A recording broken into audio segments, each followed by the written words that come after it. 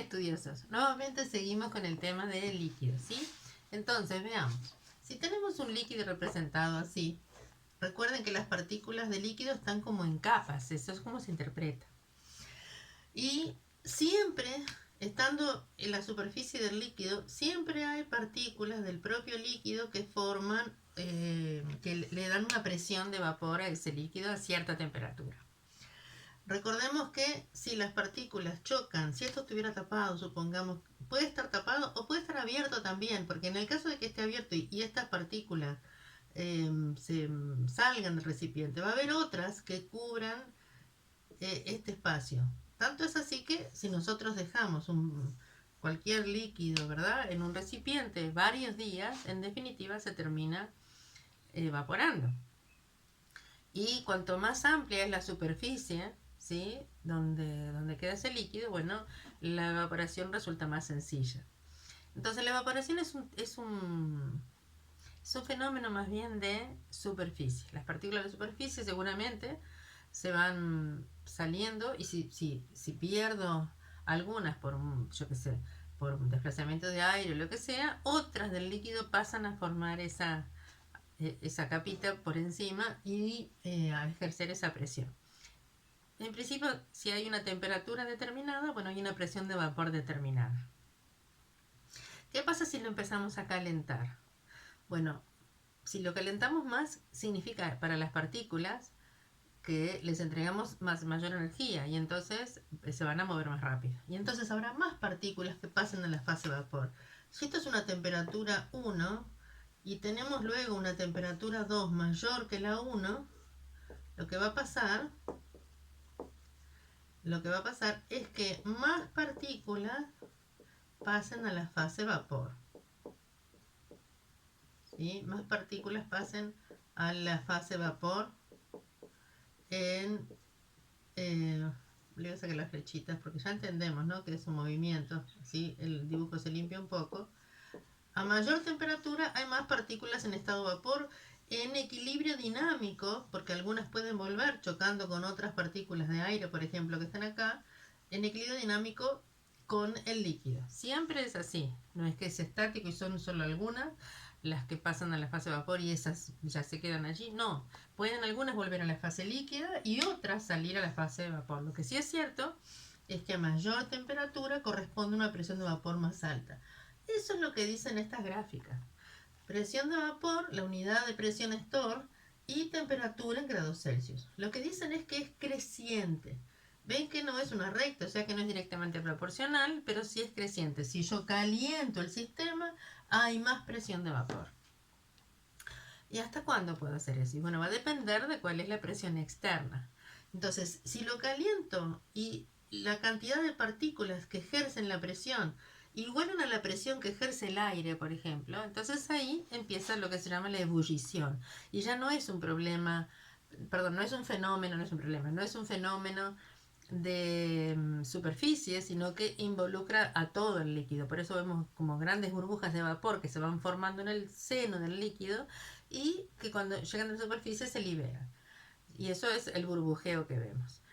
Entonces, dijimos, vamos a hablar del punto de ebullición, ¿sí? Por eso dejé estas dos porque están muy relacionadas. La verdad es que como docente muchas veces encuentro que la respuesta a ¿qué es el punto de ebullición? Lo que te ponen es, el punto de ebullición es cuando el líquido pasa a vapor.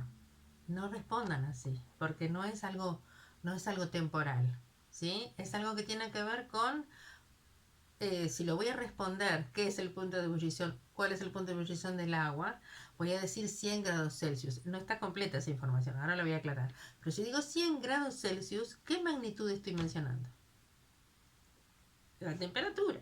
Quiere decir que el punto de ebullición es la temperatura a la cual la presión de vapor del líquido iguala a la presión ambiente.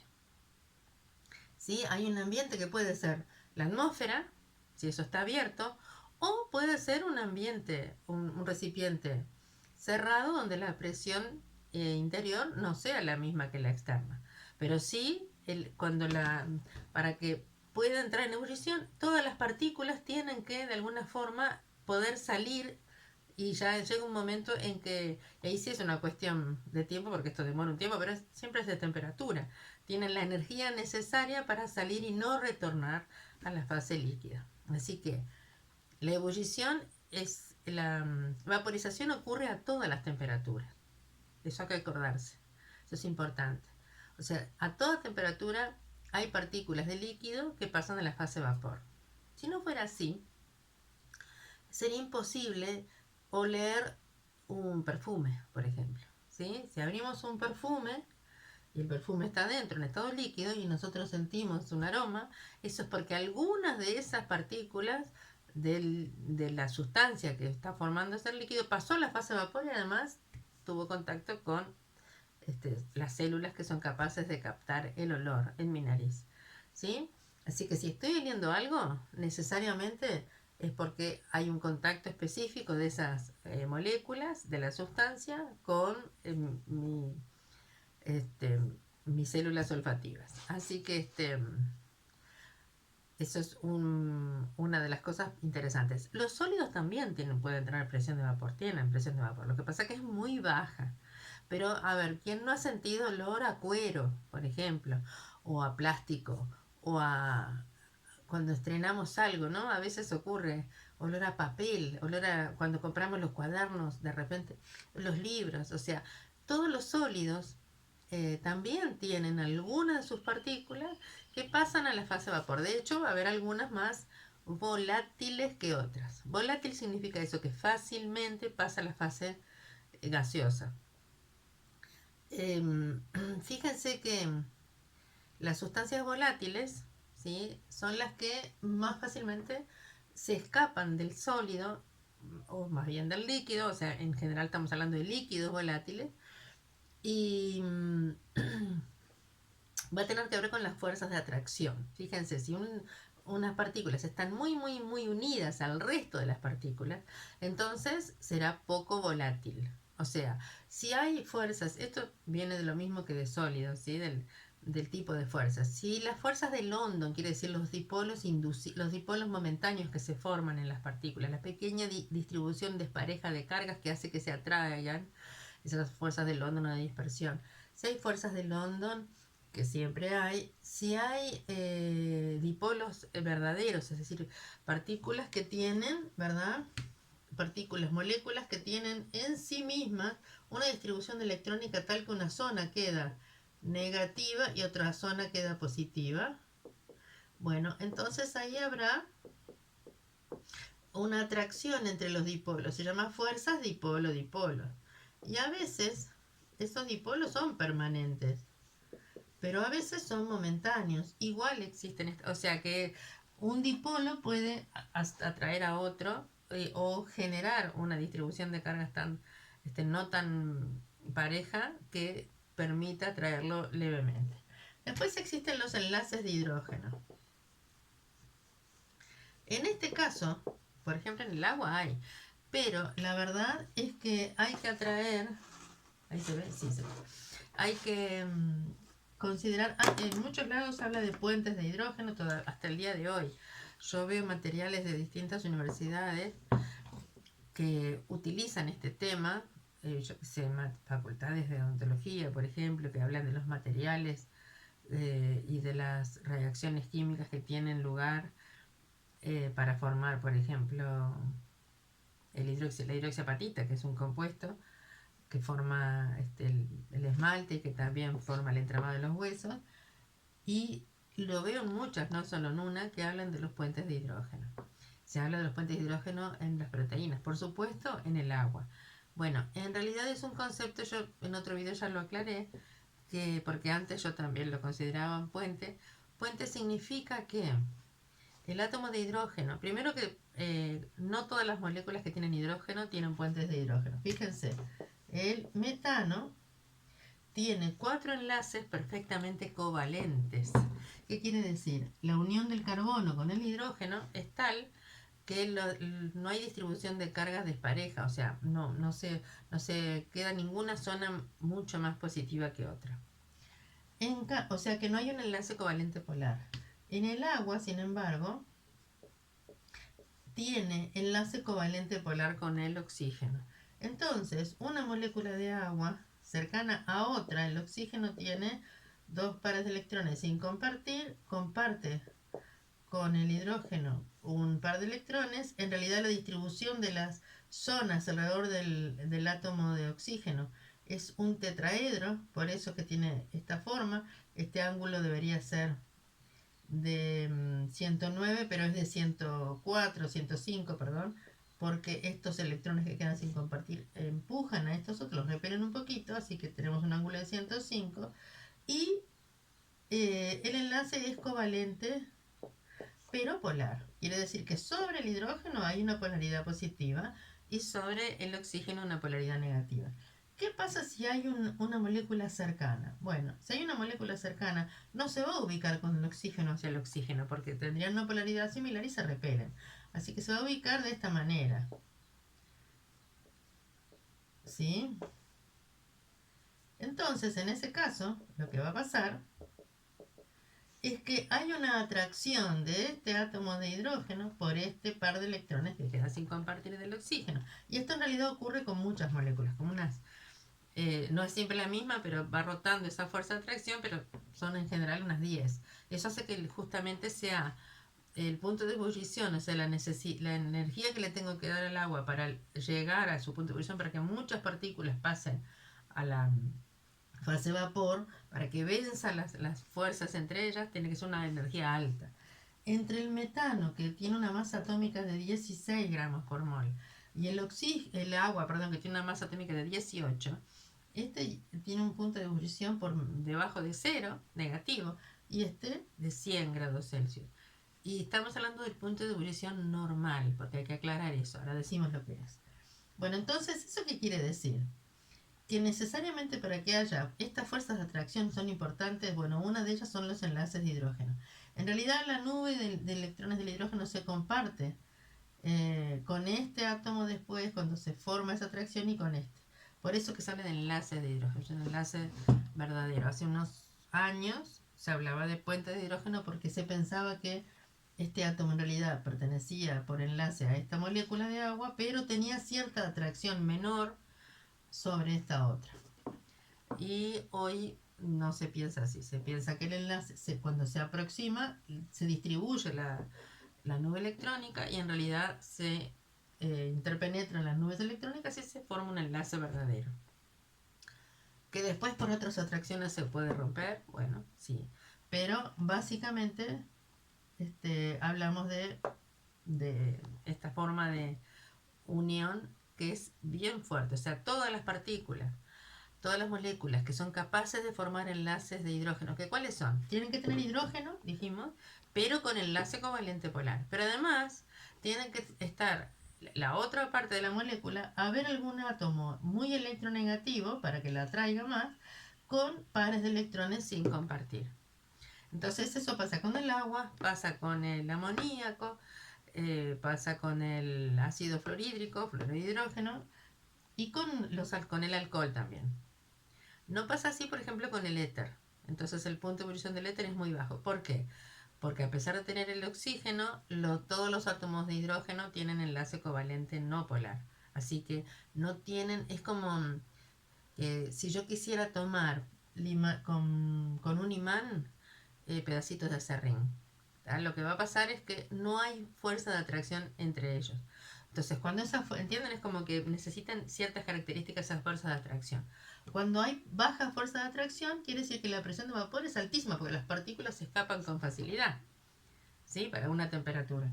Y cuando la presión de vapor es baja y necesito darle mucha energía, el punto de ebullición va a ser más alto, porque para romper esas fuerzas de atracción se necesita energizar tanto que las partículas se muevan mucho y las fuerzas de atracción pierdan el punto de aplicación, pierdan la dirección y el sentido en el que estaban aplicadas y entonces permite escapar a las partículas. Bien, pasamos una cosa conversando que no la aclaramos, que es el punto de ebullición normal. Bueno, la presión normal es la presión que hay a nivel del mar como promedio en la atmósfera, es eso, perfecto, a nivel del mar, sí, la presión atmosférica, que se ha medido y es de 760 milímetros de mercurio, o lo que es lo mismo 760 Tor, es la unidad, viene de Torricelli, otro día les cuento de quién era Torricelli y cómo lo midió. Pero el asunto es que a nivel del mar, esa presión que es de los 12 kilómetros de atmósfera, ¿sí? Mide 760 Tor, que es la unidad, o también una atmósfera, o 1013 hectopascales. O sea, hay muchas maneras de... Hay varias unidades para la presión. Como yo hice esta escala de la presión de vapor en Tor, voy a ubicar la presión normal en 760. Fíjense que si esto es 600, y esto es 700 más o menos, 750, bueno, por ahí. ¿Sí? Ahí esta sería la presión normal. Entonces, para hallar el punto de ebullición normal, lo que tengo que hacer es proyectar ese punto sobre la gráfica. Esto hay un video también de que lo tengo ya subido hace bastante tiempo, de estos temas. Así, ¿ven? Entonces proyecto. Ahí está. Y luego voy al eje de la temperatura. Lo que pasa es que estos ejes los tracé muy feos. Vamos a trazarlos mejor. Era como mostrar la forma nada más, no estaba mostrando datos numéricos. Mostraba que era creciente y no proporcional, por eso no es una recta. Ahí está. Un poco mejor. Entonces ahora bajamos al eje de las temperaturas. Entonces la primera sustancia, esta sustancia vamos a ponerle A y B, o cualquier otro nombre que quieran. ¿Sí? Es una sustancia hipotética, es decir, yo no lo hice con un valor determinado. Entonces, este es el punto de ebullición. Este que son unos 80 y... Estos 90, bueno, 84, digo yo. El punto de ebullición de la sustancia A. Normal. ¿Cuál de las dos sustancias será más volátil? La sustancia A va a tener un punto de ebullición más bajo que la sustancia B. ¿Y cómo lo sé? Bueno, porque si a la presión normal sigo este dato, ¿verdad? Fíjense que va a dar por ahí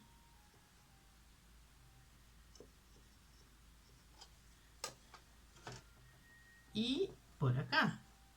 O sea, me tengo que chocar con la gráfica. Ven que da más de 120, como 140.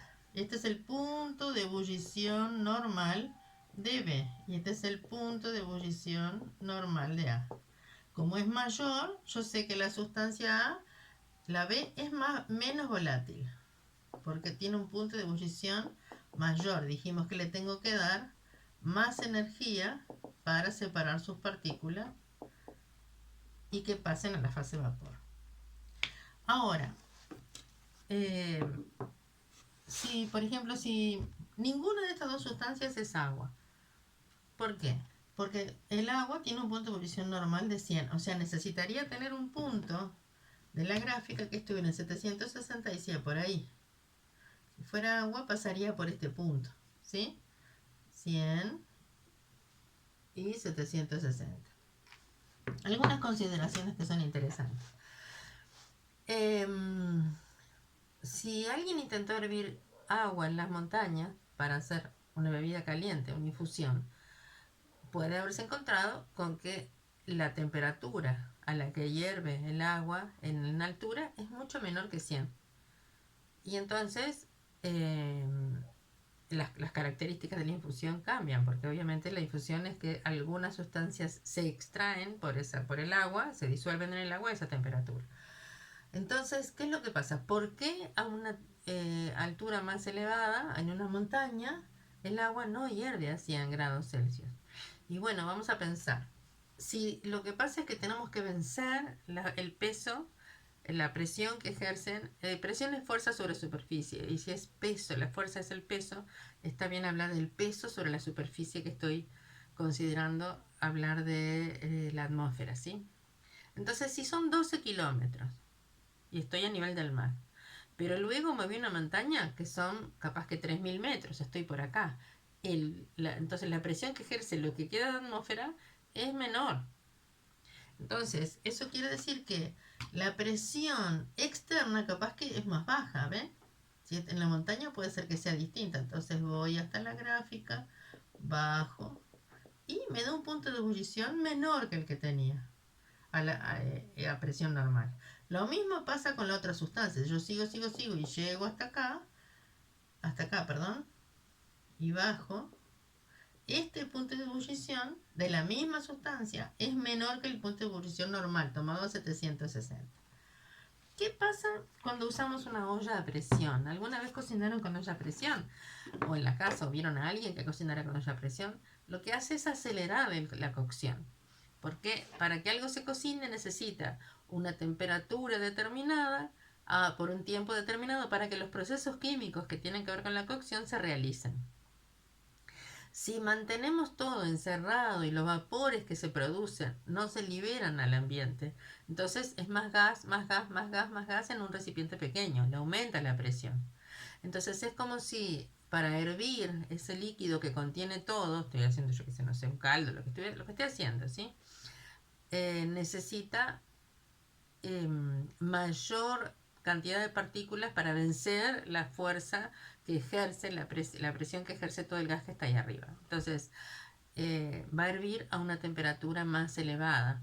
Y entonces, como hierve a mayor presión, está bien, hierve a mayor presión, su temperatura de ebullición también aumenta, entonces disminuye el tiempo de cocción. Porque la cantidad dijimos que las reacciones químicas de la cocción tienen que ver con el tiempo y con la temperatura. Piensen si no, como hay determinadas culturas que favorecen la cocción muy lenta, muy lenta, muy lenta, y que usan ollas de barro o hornos de barro, por ejemplo. Y otras culturas que lo que favorecen es la rapidez, y ahí seguramente usarán utensilios metálicos que son los que logran mayor temperatura en menor tiempo. Bueno, entonces de nuevo, una presión elevada, si yo estoy subiendo la presión y voy a las gráficas, no lo trazo de nuevo para que no haya tantas líneas que nos mareemos, pero si subo la presión, el punto de ebullición va a quedar más elevado, ¿sí? Y eso es lo que pasa en una olla a presión. Bueno, nos queda ahora otra parte que se refiere a viscosidad y a la tensión superficial. Nos vemos en otro video.